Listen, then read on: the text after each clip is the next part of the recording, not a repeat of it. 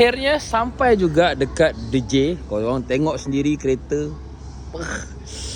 Dahsyat-dahsyat Yang sana tu ada Evo juga.